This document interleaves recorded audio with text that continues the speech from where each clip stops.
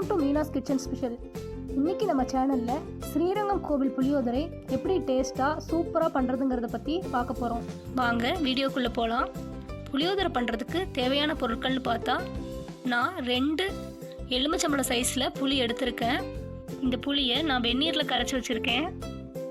இது கூட 1 ஸ்பூன் உளுத்தம்பருப்பு, அதில் 2 மடங்கு கடலைப்பருப்பு, 1 ஸ்பூன் வெந்தயம், 2 டேபிள் ஸ்பூன் கொத்தமல்லி விதை, 2 டேபிள் ஸ்பூன் நிலக்கடலை, கொஞ்சமாக மஞ்சள் பொடி, கொஞ்சமாக பெருங்காய பவுடர், அதுக்கப்புறம் கொஞ்சம் கருவேப்பிலையும் எடுத்துகிட்ருக்கேன். இது கூட நான் 20 வரமிளகா கிள்ளி வச்சுருக்கேன். வாணலியில் வெந்தயத்தை போட்டு நல்லா வறுத்துக்கணும். நல்லா செவக்க வறுத்து அதை தனியாக மிக்சியில் போட்டு பொடி பண்ணி வச்சுக்கணும். அதே வாணலியில் கொத்தமல்லி விதையும் போட்டு நம்ம ஃப்ரை பண்ணிக்கலாம். நல்லா வறுத்துட்டு இதையும் தனியாக மிக்சியில் பொடி பண்ணி வச்சுக்கணும். ஓகே, நல்லா வறுத்தாச்சு. இனி இதை மிக்சியில் போட்டு பொடி பண்ணி வச்சுக்கலாம். இப்போது வாணலியில் நல்லெண்ணெய் விட்டுக்கலாம். புளி சாதத்துக்கு நல்லெண்ணெய் தான் ரொம்ப நல்லா இருக்கும். இதில் கொஞ்சமாக நான் கடுகு போட்டுக்கிறேன். கடுகு வெடித்ததும் அதில் உளுத்தம்பருப்பை சேர்த்துக்கலாம்.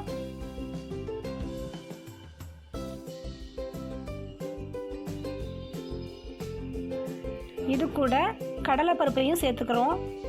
கடலைப்பருப்பை நல்லா செவக்க வறுத்துக்கலாம்.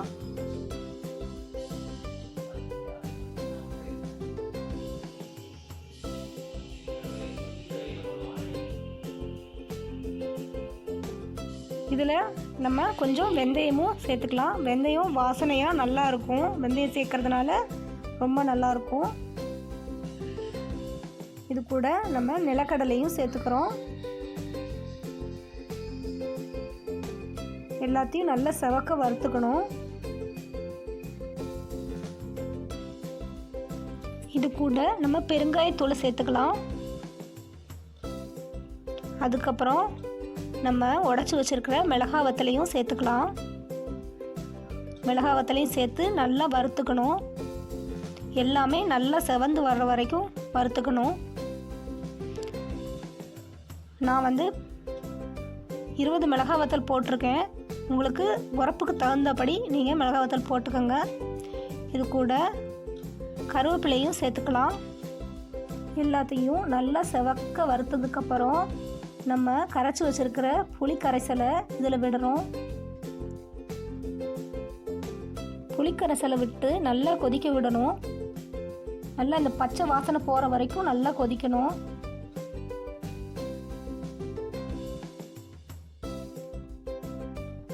இப்போ இதில் கொஞ்சமாக வெல்லம் சேர்த்துக்கலாம். இது கூட நம்ம மஞ்சள் பொடியும் சேர்த்துக்கலாம். மஞ்சள் பொடி சேர்த்து நல்லா கலக்கி விட்டுருங்க.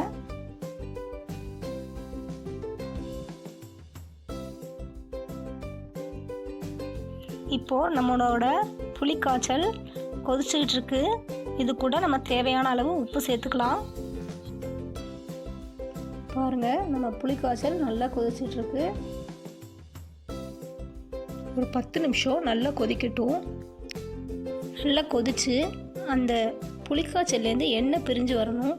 அந்த அளவுக்கு நல்லா கொதிக்கணும். பாருங்கள், புளிக்காய்ச்சல்லேருந்து எண்ணெய் தனியாக பிரிஞ்சு வந்திருக்கு. இதுதான் பதம். இது கூட நம்ம பொடிச்சு வச்சுருக்கிற வெந்தயத்தூளையும் சேர்த்துக்கலாம். சேர்த்து நல்லா கலக்கி விட்டுருங்க. இப்போ சுவையான அருமையான புளிக்காய்ச்சல் ரெடி ஆயிடுச்சு. இனி இதை வச்சு எப்படி புளி சாதம் கலர்றது அப்படிங்கிறத பற்றி பார்ப்போம். இப்போது இந்த புளி கரைசல்லேருந்து நம்ம தேவையான அளவு மட்டும் எடுத்துக்கணும். அது கூட இப்போது உதிரியாக வடித்த சாதத்தை சேர்த்து கலந்துக்கலாம். நான் கொஞ்சம் புளிக்காய்ச்சலை தனியாக எடுத்து வச்சுட்டேன். இப்போ தேவையான அளவு மட்டும்தான் போட்டு கலந்துருக்கேன். இது கூட நம்ம பொடிச்சு வச்சுருக்கிற தனியா பொடியையும் கொஞ்சமாக தூவிடலாம். இப்போது நல்லா கலந்து விட்டுருங்க. ஓகே, அவ்வளோதாங்க. நம்ம புளியோதரை ரொம்ப சூப்பராக ரெடி ஆகிடுச்சு. இது கோவில் புளியோதரை மாதிரியே ரொம்ப அருமையாக இருக்கும். இதை வீட்டில் ட்ரை பண்ணி பார்த்துட்டு உங்களோட கமெண்ட் என்னன்னு எனக்கு சொல்லுங்கள். இந்த வீடியோ பிடிச்சிருந்தா லைக் பண்ணுங்கள், ஷேர் பண்ணுங்கள். இது வரைக்கும் நம்ம சேனலை சப்ஸ்கிரைப் பண்ணாதவங்க கண்டிப்பாக சப்ஸ்கிரைப் பண்ணிக்கோங்க. தேங்க்யூ.